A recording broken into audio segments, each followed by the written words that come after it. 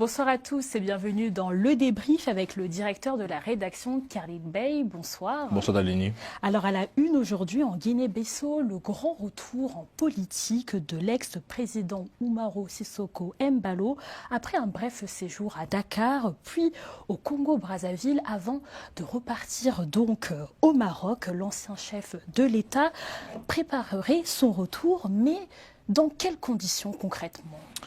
Dalini, je pense qu'on va très vite clarifier les choses. J'ai fait 2 éditos à vous rappeler ici dans le débrief. J'avais très vite mis en avant ce simulacre de coup d'État. Et modestement, je peux dire que l'histoire nous donne raison. Parce que regardez encore une fois de plus la séquence sur laquelle on assiste. C'est pour ça qu'on fait ce débrief, pour montrer encore, je dirais, au Bissau-Guinéen et à toute la communauté internationale ce qui se joue actuellement dans ce pays.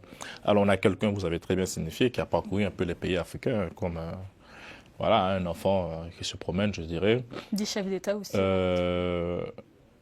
Et aujourd'hui, on entend, depuis quelques temps, c'est même officiel, c'est même pas une info, depuis quelque temps, on a appris que le président avait envoyé son médiateur auprès des nouvelles autorités de transition pour essayer de négocier son retour dans le pays. C'est assez paradoxal quand même, encore une fois de plus. C'est vraiment, on assiste encore à une nouvelle partie de la comédie, je dirais un nouvel épisode de la série je m'auto-putsch moi-même, en quelque sorte, c'est un peu ça. Et ce qui est grave dans cette affaire, c'est que c'est comme si tout était préparé pour lui. Il faut noter qu'il y a eu une modification de la Constitution en Guinée-Bissau avec un régime présidentiel très fort dans les autorités, très fort au président. Certes, les autorités ont annoncé des élections en décembre. Est-ce qu'on n'est pas là en train d'assister à un début de la renaissance ou de la reprise officielle, parce qu'au fond, celui qui tirait les ficelles, bien évidemment, c'était le président Sissoko Embalo. C'est pour ça que j'ai parlé très vite de présidence déléguée. Donc là, les choses s'accélèrent. Je préfère dire des choses ainsi. Les choses s'accélèrent en Guinée-Bissau. Un retour imminent dans ce pays. Peut-être à ce stade, je ne pense pas qu'il aurait un rôle officiel, mais il revient sur le territoire bissau-guinéen. Mais est-ce réellement le bon moment? Pourquoi envisagerait-il donc ce retour? C'est quand même assez... Ah ben là, ça, il faut leur demander, c'est vraiment leur agenda, eux. Mais moi, je vais aller plus loin. En même temps qu'il annonce ce retour, le Domingo Pereira, l'ancien président de l'Assemblée nationale, qui est l'un des leaders du PAGC, le parti historique bissau-guinéen, doit comparaître bientôt devant le tribunal militaire. On l'accuse quoi? De tentative de coup d'État en 2023 et même en 2025 aussi. Je vais être très clair encore avec vous, Dalini, comme je l'ai été lors de mes 2 derniers éditos. Il y a un seul objectif aujourd'hui. Je vais vous décrire le plan du président Embalo, de façon très simple. C'est vrai que M. Pereira a été libéré, sorti de prison. On a vu les images et tout, avec sa barbe blanche et tout, sous recommandation, sous demande, pardon, de la CEDEAO, notamment notamment du Sénégal.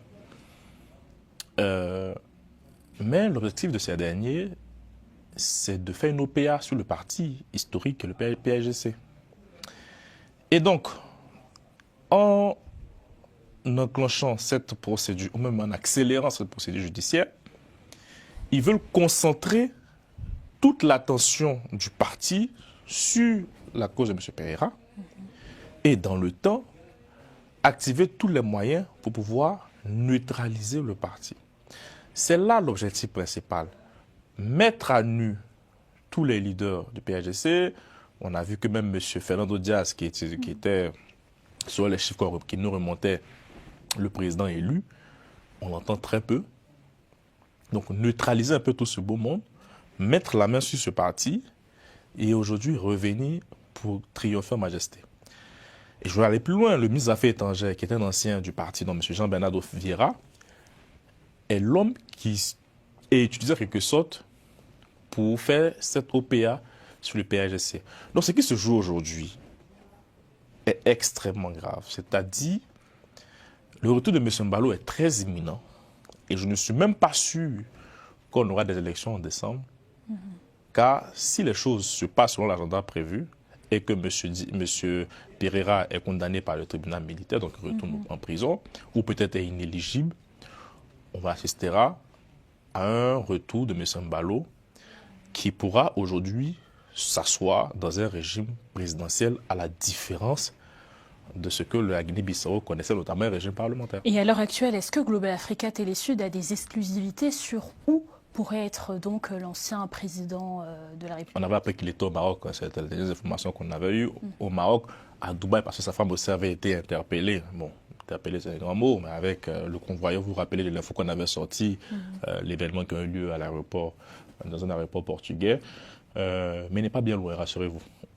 Merci beaucoup, Carly Bay, pour cet édito et pour cette analyse. Merci à vous de nous avoir suivis. C'est la fin donc du débrief. Merci à Romain Cléco-Demingue pour la réalisation.